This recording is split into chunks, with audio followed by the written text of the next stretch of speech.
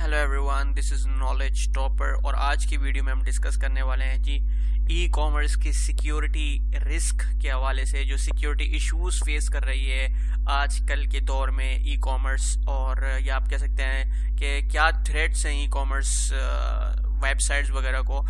तो इसके बारे में आज डिस्कस करने वाले हैं। एग्जांपल के थ्रू आपको समझाऊंगा, थ्योरी में नहीं उलझाऊंगा, सिर्फ समझाऊंगा, आपको बेहतरीन तरीके से जो है वो समझ में आ जाएगा। तो एक एग्जांपल के थ्रू जो है उसको लेते हैं कि भाई आपको पता है कि नॉर्मली अगर हम बात करें कि कोई भी ब्रिक्स एंड मोटार बिजनेस की बात करें हम, ठीक है ना, जो हमारा ओल्ड फैशन जो है, हमारा जो दुकानें वगैरह होती हैं वहाँ से कस्टमर जाके सामान ख़रीदता है, तो इसके अंदर जो है वो कुछ इश्यूज़ होते हैं ना। जैसे कि फ़र्ज़ करें कोई मतलब चोर डकैत वगैरह जो है वो सामान छीन के ले जाते हैं, या XYZ बहुत सारे प्रॉब्लम्स जो है उससे क्रिएट होते हैं।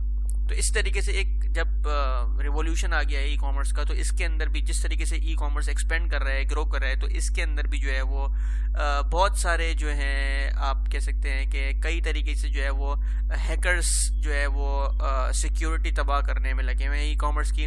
और बहुत ही ऐसी कम वेबसाइट्स हैं जो कि सिक्योरिटी और प्राइवेसी फराहम करती हैं। आप अगर कहीं ऑनलाइन शॉपिंग वगैरह करने जाते हैं तो आपको ये चीज़ लाजमी पता होनी चाहिए कि आया उस पर्टिकुलर वेबसाइट को जो हम अपनी प्राइवेट कॉन्फिडेंशियल इन्फॉर्मेशन दे रहे हैं वो सेफ हैंड्स में है कि नहीं है, इसने प्राइवेसी लगाई हुई है कि नहीं लगाई हुई।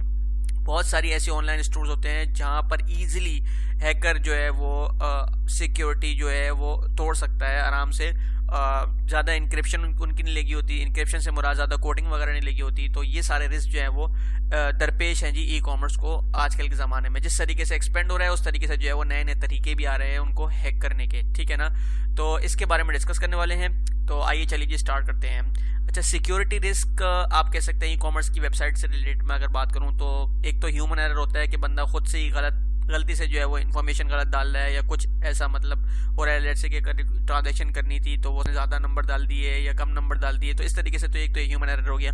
दूसरा एक्सीडेंटली वगैरह भी हो जाता है। तीसरा जो है वो आप कह सकते हैं कि अनऑथराइज एक्सेस टू सिस्टम। ये एक मेन चीज़ है कि सारा दारोमदार जो सिक्योरिटी के मेन थ्रेट से सारे यहीं से आते हैं। अब लेट से कि इन्फॉर्मेशन एक एग्जांपल के थ्रू हम समझते हैं इसको कि अगर फ़र्ज़ करें मुझे कुछ सामान चाहिए, लेट से कपड़े वगैरह चाहिए, ऑनलाइन शॉपिंग कर रहा हूँ, तो मैं किसी पर्टिकुलर वेबसाइट पे गया और वहाँ पे जाके मैंने जो है वो परचेज़ कर लिया सामान। वहाँ पर ऑब्वियसली मुझे क्रेडिट कार्ड के थ्रू जो है वो करनी पड़ेगी, तो मैं क्रेडिट कार्ड नंबर भी उसको दूंगा।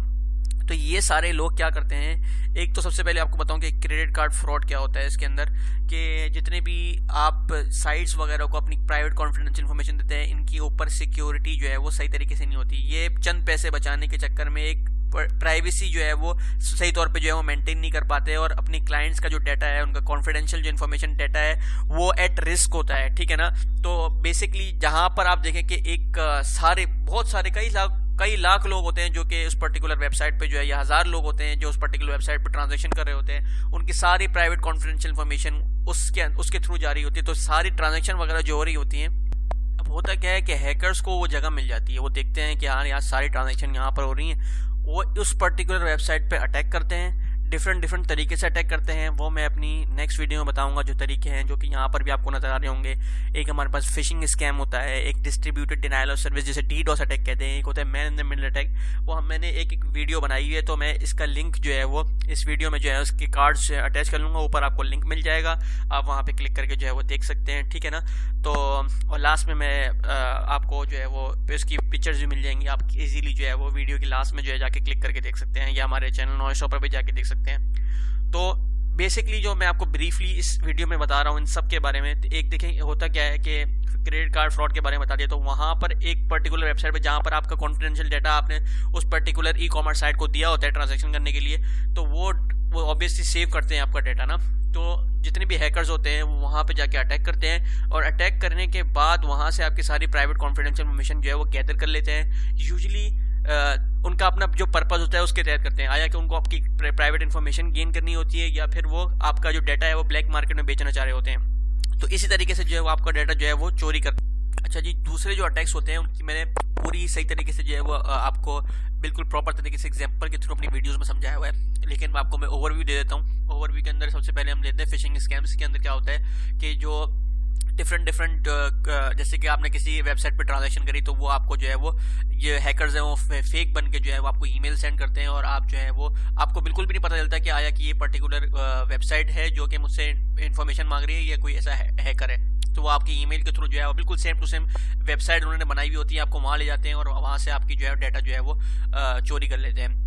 Distributed denial of service attack क्या होता है, एक पर्टिकुलर वेबसाइट के ऊपर होता है कि वहाँ पर जो है वो बहुत ही आप कह सकते हैं जो आईपी एड्रेसेस होते हैं उनको जो है वो हैक कर लेते हैं, उनको जो है बार बार रिक्वेस्ट भेजते हैं। एक लिमिटेशन होती है कि 1 सेकंड में इतने बंदे जो है उस पर्टिकुलर वेबसाइट पे अप्रोच कर सकते हैं, तो वो बार बार जो है वो उनको रिक्वेस्ट भेजते रहते हैं और उनकी वेबसाइट को जो है वो हैक कर लेते हैं। टेम्परेरी तौर पे वो वेबसाइट शट डाउन हो जाती है। Man in the middle attack कि डिफरेंट जो है वो लिस्टिंग्स वगैरह जो है वो बीच में लोगों की कन्वर्सेशन हो रही होती है, तो वहाँ पे जाके जो है वो लिस्टिंग सुनने होते हैं। जैसे कि आप देखें ऑयल प्राइसेस वगैरह अगर फ्लक्चुएट हो रही होती हैं या किसी पर्टिकुलर प्राइवेट इन्फॉर्मेशन होती है, जैसे कि आप कहते हैं स्टॉक मार्केट के अंदर प्राइसेस ऊपर नीचे हो रहे थे, तो उन सबको जो है वो उनकी ऑडियोज जो है वो लीक कर रहे होते हैं, उनको प्राइवेट जो उनका आईपी एड्रेस होता है उसको पब्लिक में ले जाते हैं और वहाँ से उनका प्राइवेट कॉन्फिडेंशियल डाटा भी चोरी कर लेते हैं। तो इसी तरीके से सारी चीज़ें मैंने जो है वो बनाई हुई हैं, आपको डिटेल में समझाया, एग्जांपल के थ्रू मैंने अपनी वेबसाइट में समझाया है, तो यहाँ पर अटैच हुई हुई है। अगर आपने वो देखनी हो तो हमारी वहाँ पे जाके हमारे जो कार्ड्स में अटैच कर रहा हूँ वहाँ पे जाके देख सकते हैं, लिंक करके आप जो है वो देख सकते हैं। तो जी ये थी ई कॉमर्स की सिक्योरिटी रिस्क इशूज़